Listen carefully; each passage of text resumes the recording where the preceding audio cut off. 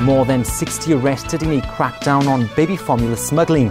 RTHK's $6 billion funding request gets rejected, and a massive bust in China's #1 drug village.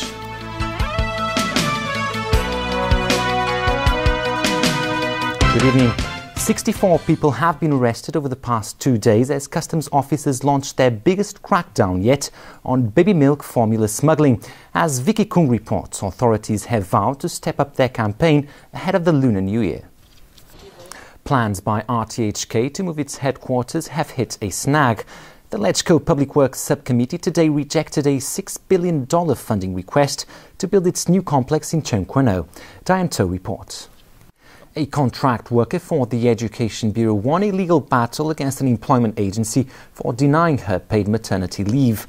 A district court judge ordered the company to pay $90,000 in compensation. Stephanie Tui reports.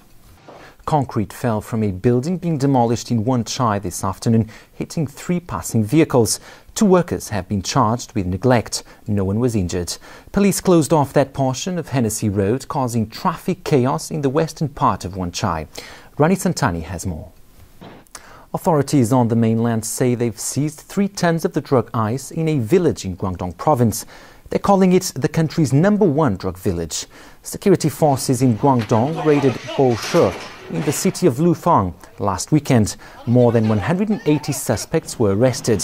Provincial authorities say more than 20% of the village households were suspected of being involved or linked to the production and trafficking of drugs. About 3,000 people, police and paramilitary forces from 4 cities were mobilized for the raids.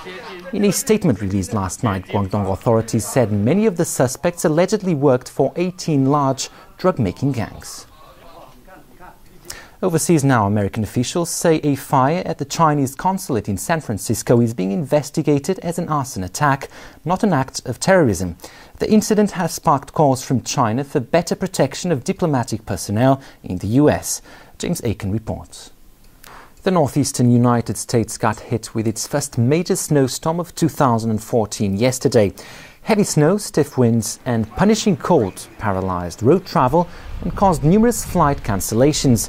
The governors of New York and New Jersey declared states of emergency.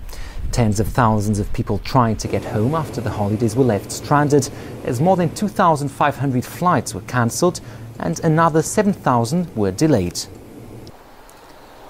There is growing outrage in India over the apparent lack of police response to the rape of women. In one of the latest cases, a teenage girl was gang-raped twice in October before being murdered 2 months later. Alan Buckney reports. At least 3 people are dead after police in Cambodia opened fire to break up a protest by striking garment workers.